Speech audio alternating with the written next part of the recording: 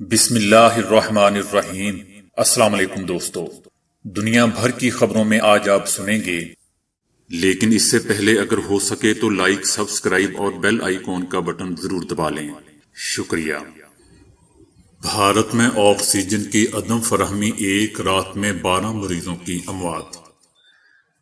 Corona vaccine کیا ہر سال لگوانا ہوگی؟ ٹی ایل پی نے یہ دکھانے کی کوشش کی کہ انہیں دوسرے مسلمانوں سے زیادہ پیار ہے۔ وزیر اعظم عمران خان۔ برطانوی وزیر اعظم بورس جانسن نے بھارت کا دورہ منسوخ کر دیا۔ سعودی عرب کے ساتھ مذاکرات کے دروازے بند نہیں کیے، ایران۔ ترکش فٹ بالرز کی میچ کے دوران روزہ کھولنے کی ویڈیو وائرل۔ سونو نگم نے کمبھ میلہ منانے والے ہندوؤں کو آڑے ہاتھوں لے لیا۔ اب اے سی پر پیسے کیوں خرچ کیے جائیں، گھر ٹھنڈا رکھنے کا سستا حل۔ پاکستان میں مختلف امراض ہولناک شکل اختیار کرنے لگے۔ تو آئیے چلتے ہیں اب خبروں کی تفصیل کی جانب۔ بھارتی ریاست مدھیہ پردیش کے ایک ہاسپٹل میں آکسیجن کی قلت کے باعث مبینہ طور پر کورونا کے 12 مریضوں کی اموات ہو گئی۔ یہ افسوسناک سانحہ شہڈول میڈیکل کالج میں پیش آیا۔ کورونا سے متاثرہ جن مریضوں کی اموات ہوئی ہے، ان کے لواحقین اور پسماندگان نے بھی یہی دعویٰ کیا ہے کہ اموات کا بنیادی سبب آکسیجن کی عدم فراہمی تھی۔ شہڈول ایڈیشنل ڈسٹرکٹ مجسٹریٹ نے اس سے انکار کیا ہے۔ ان کا دعویٰ ہے کہ اموات کی یہ وجہ آکسیجن کی عدم فراہمی ہرگز نہیں ہے۔ شہڈول میڈیکل کالج ابھی تک شدید بیمار مریضوں کو میڈیکل آکسیجن مہیا کرنے کے لیے پوری طرح سے تیار ہے، لیکن اس کے باوجود متعدد افراد نے شکایات کی ہیں کہ یہاں جلد علاج کی سہولت میسر نہیں ہے۔ دنیا جہاں میں ایک جانب عالمی وبا قرار دیے جانے والے کورونا کے خوفناک وار جاری ہیں اور ان سے بچاؤ کے لیے طبی ماہرین دن رات ویکسین تیار کرنے کی کوشش میں مصروف ہیں اور کافی حد تک کامیاب بھی ہو چکے ہیں، تو وہیں اب طبی حلقوں میں یہ بحث بھی شدت اختیار کر چکی ہے کہ کیا زندگی میں ایک مرتبہ ویکسین لگوانا کافی نہیں ہوگا، اور یا یہ کہ کسی بھی انسان کو ایک سے زائد مرتبہ ویکسینیشن کی ضرورت ہوگی۔ سائنسدانوں کی جانب سے وبائی مرض کے خلاف مؤثر ویکسینیشن کے پیش کرنے کے بعد حال میں سامنے آنے والے بعض بیانات اس ضمن میں تبدیلی کا اشارہ دے رہے ہیں۔ امریکی نیوز نیٹ ورک CNBC کے مطابق اس بات کا بھی امکان ہے کہ کورونا کے خلاف لوگوں کو ہر سال ویکسینیشن کی ضرورت ہوگی۔ وزیر اعظم عمران خان کا کہنا ہے کہ تحریک لبیک پاکستان اور ہمارا مقصد ایک ہی ہے، صرف طریقہ کار میں فرق ہے۔ وزیر اعظم عمران خان نے قوم سے خطاب کرتے ہوئے کہا کہ ملک کی موجودہ صورتحال کے پیش نظر قوم سے خطاب کرنے کا فیصلہ کیا۔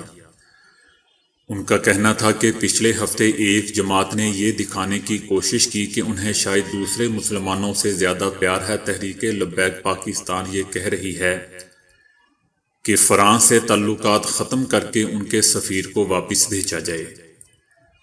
فرانس کے سفیر کو نکال کر یہ مقصد حاصل نہیں کیا جا سکتا۔ کیا گارنٹی ہے کہ سفیر کو واپس بھیجنے سے دوبارہ گستاخی نہیں ہوگی، بلکہ کوئی دوسرا یورپی ملک اس معاملے کو آزادی اظہار کا معاملہ بنا کر ایسا ہی کرے گا۔ فرانس سے زیادہ نقصان ہمیں ہوگا۔ وزیر اعظم عمران خان کا کہنا تھا کہ بڑی مشکل سے ہماری معیشت اوپر جانے لگی ہے، روپیہ مستحکم ہو رہا ہے، چیزیں سستی ہو رہی ہیں۔ اگر فرانس سے تعلق توڑا تو اس کا مطلب یہ ہوگا کہ ہم یورپی یونین سے تعلق توڑ دیں گے۔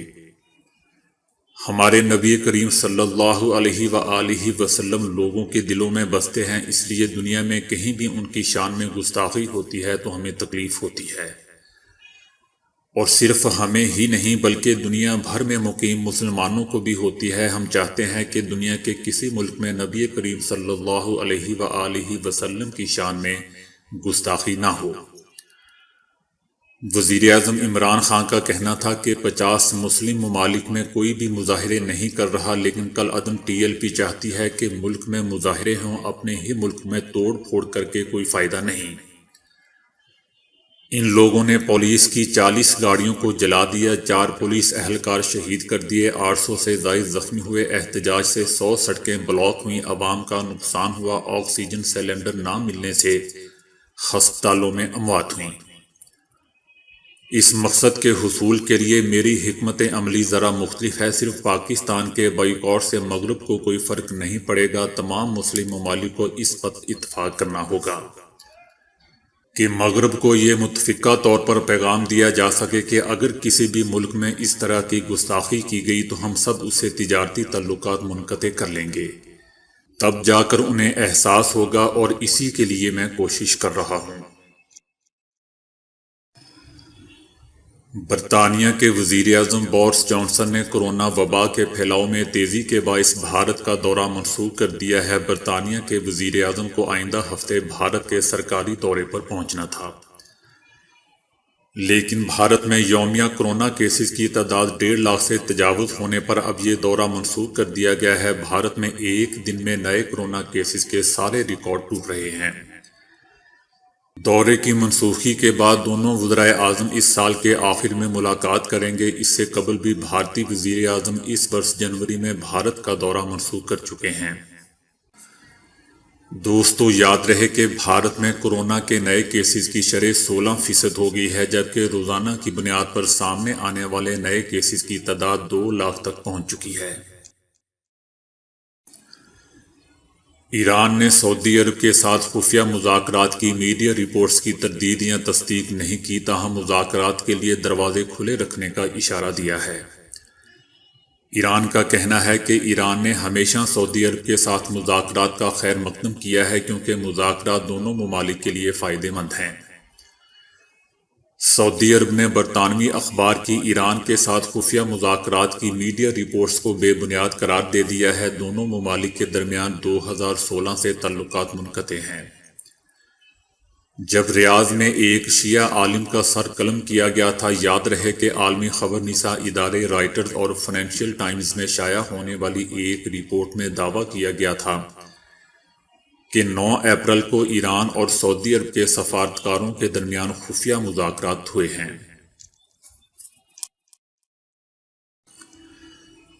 ترکش فٹ بالرز کی میچ کے دوران روزہ کھولنے کی وائرل ویڈیو نے انٹرنیٹ صارفین کے دل جیت لیے ہیں۔ ترکش فٹ بالرز کی ویڈیو تیزی سے وائرل ہو رہی ہے، جس میں میچ کے دوران تمام فٹ بالرز نے وقفہ میں اپنا روزہ افطار کیا۔ میچ کے دوران ایک کھلاڑی کے زخمی ہونے کی وجہ سے وقفہ ہوا، تاہم فٹ بالرز نے اس کا فائدہ اٹھایا اور روزہ افطار کیا۔ فٹ بالرز کے اس عمل نے انٹرنیٹ صارفین کا دل جیت لیا، جبکہ پاکستان سمیت دنیا بھر میں موجود مداحوں نے ترکش فٹ بالرز کی کامیابی کے لیے دعا کی اور نیک خواہشات کا اظہار بھی کیا۔ دوسری طرف نیوزی لینڈ کے کپتان کین ولیمسن اور آسٹریلیا کے ڈیوڈ وارنر بھی روزہ رکھنے لگے۔ مسلمان کرکٹر راشد خان، مجیب الرحمان، محمد نبی اور خلیل احمد IPL کے دوران بھی باقاعدگی سے روزے رکھ رہے ہیں۔ ساتھی کھلاڑیوں کین ولیمسن اور ڈیوڈ وارنر نے بھی ان کے ساتھ روزہ رکھا اور افطار بھی کیا۔ راشد خان نے افطاری کے موقع پر دونوں کرکٹر سے گفتگو کی ویڈیو سوشل میڈیا پر شیئر کر دی۔ ڈیوڈ وارنر نے کہا کہ اچھا محسوس کر رہے ہیں، مگر پیاس اور بھوک تو بہت لگی ہے، گلا بھی خشک ہو رہا ہے، یہ ایک مشکل کام ہے۔ بھارتی گلوکار سونو نگم نے کمبھ میلہ منانے والے ہندوؤں کو آڑے ہاتھوں لے لیا ہے اور سوشل میڈیا پر ویڈیو میں کہا ہے کہ میں ایک ہندو خاندان میں پیدا ہوا، تاہم مجھے لگتا ہے کہ کمبھ کا میلہ نہیں ہونا چاہیے تھا۔ میں سمجھ سکتا ہوں کہ یہ اعتقاد کا معاملہ ہے، تاہم موجودہ صورتحال میں انسانی زندگی سے زیادہ کچھ نہیں۔ تاہم ابھی صورتحال انتہائی خراب ہے، لہٰذا ہمیں احتیاط کی ضرورت ہے۔ انجینئرز نے گرمیوں میں گھروں کی تپش کا چھٹکارا پانے کا سستا طریقہ ڈھونڈ نکالا ہے۔ دنیا کا انتہائی سفید روغن یا پینٹ دریافت کر لیا گیا ہے۔ سفید ترین روغن یا پینٹ سے حدت کم ہو جائے گی اور ایئر کنڈیشن ٹیکنالوجی کی ضرورت نہیں پڑے گی۔ انتہائی سفید روغن یا پینٹ 98% سے بھی زائد سورج کی روشنی کو منعکس کرنے کی صلاحیت رکھتا ہے۔ یہ تناسب بازار سے ملنے والے روغن یا پینٹ کے مقابلے میں 8% زیادہ کارگر ثابت ہوگا۔ اس پینٹ میں بیریم سلفیٹ نامی کیمیائی مرکب شامل کیا گیا ہے جو کہ حدت کو کم کرتا ہے، جو گھر کو گرمی سے بچانے کے لیے زیادہ موزوں ہے۔ اس نئی دریافت کو انڈیانا یونیورسٹی کے انجینئرز نے تیار کیا ہے، جن کا دعویٰ ہے کہ اس کے استعمال سے ایئر کنڈیشن کی ضرورت محسوس نہیں ہوگی۔ پاکستان میں مختلف امراض ہولناک شکل اختیار کر رہے ہیں، جبکہ کورونا کی وجہ سے ذہنی تناؤ میں بھی غیر معمولی اضافہ ہوا ہے۔ عالمی ادارہ صحت کی حالیہ رپورٹ کے مطابق پاکستان دنیا بھر میں مختلف بیماریوں کی فہرست میں 190 ممالک میں سے 122ویں نمبر پر آ گیا ہے، جبکہ دنیا میں صحت عامہ کی صورتحال میں نمایاں بہتری آئی ہے۔ رپورٹ میں بتایا گیا ہے کہ پاکستان میں 60 ملین سے زائد افراد غربت کی لکیر سے نیچے زندگی گزار رہے ہیں۔ معاشی ناہمواریوں اور محدود مالی وسائل کی وجہ سے اپنی بنیادی صحت کی ضروریات کو پورا نہیں کر سکتے عوام کی اکثریت اپنی بیماری کے علاج اور معالجے سے بھی لا علم ہیں۔ دوسری جانب موجودہ دستیاب صحت کی سہولیات غریب عوام کے لیے کافی نہیں ہے۔ عالمی ادارہ صحت کی رپورٹ کے مطابق پاکستان میں اس وقت 70 لاکھ سے زائد افراد شوگر کا شکار ہیں۔ تحقیق کے مطابق 2030 تک پاکستان دنیا میں سب سے زیادہ شوگر والی آبادی رکھنے والے ممالک میں شامل ہو جائے گا۔ عالمی ادارہ صحت کے مطابق کچی آبادیوں میں رہنے والوں کی اکثریت ملیریا کا شکار ہے۔ پاکستان میں ہر سال 40,000 سے زیادہ خواتین کینسر کی وجہ سے موت کا شکار ہو جاتی ہیں۔ پاکستان میں ہر سال فالج کے لگ بھگ 3,50,000 واقعات رپورٹ ہوتے ہیں۔ ایک اندازے کے مطابق پاکستان میں HIV کے تقریباً 1 لاکھ مثبت کیس موجود ہیں۔ ایک اندازے کے مطابق پاکستان میں HIV کے 1 لاکھ مثبت کیس موجود ہیں۔ سندھ میں 50,000 سے زیادہ مریضوں کے ساتھ HIV کی شرح سب سے زیادہ ہے۔ ماں اور بچوں کی صحت ایک سنگین مسئلہ ہے جو شہروں کی نسبت دیہی علاقوں میں پھیلا ہوا ہے۔ شدید سانس کا انفیکشن پاکستان کے بچوں میں موت کی سب سے بڑی وجہ ہے۔ پاکستان میں کل 20% آبادی ہائی بلڈ پریشر کا شکار ہے اور یہ پاکستان میں صحت کا ایک بہت بڑا مسئلہ ہے۔ پاکستان کی تقریباً 7% آبادی دمہ کا شکار ہے اور آنے والے سالوں میں اس میں اضافہ دیکھنے میں آ رہا ہے۔ تقریباً 60 ملین افراد ذہنی عارضے میں مبتلا ہیں۔ اس وقت شوگر کے مریضوں کے حوالے سے پاکستان دنیا میں چوتھے نمبر پر آ گیا ہے، جبکہ 2 سال قبل پاکستان شوگر کے مریضوں کے حوالے سے 11ویں نمبر پر تھا۔ پاکستان میں سالانہ 45 لاکھ بچے پیدا ہو رہے ہیں، جن میں سے 60% بچوں کی اموات گھروں پر ہو جاتی ہے جو مختلف بیماریوں کا شکار ہو جاتے ہیں۔ اس کے علاوہ اس سال کورونا کی وجہ سے ذہنی تناؤ اور نفسیاتی امراض میں اضافہ ہوا ہے۔ کورونا کے خوف سے دماغ میں پیدا ہونے والے کیمیائی تبدیلیوں سے ذہنی امراض جنم لے رہے ہیں۔ دوستو، یہ وہ تھی پاکستان میں صحت کی تصویر کشی جس نے میرے رونگٹے کھڑے کر دیے، جبکہ ہم اپنی سیاست کو چمکانے میں الجھے ہوئے ہیں۔ اگر سڑکوں پر آنا ہے یا حکومت پر کسی قسم کا پریشر ڈالنا ہے تو وہ یہ مسائل ہیں جن کو حل کرنے کے لیے حکومت پر پریشر ڈالنا چاہیے۔ لیکن یہاں تو کوئی نواز شریف کو بچا رہا ہے تو کوئی آصف علی زرداری کو، اور جو بچ گئے ہیں وہ اسلام آباد میں قومی اسمبلی کی سیٹوں کے پیچھے بھاگ رہے ہیں۔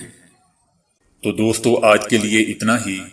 ویڈیو کو لائک اور شیئر کرنے کا بہت بہت شکریہ۔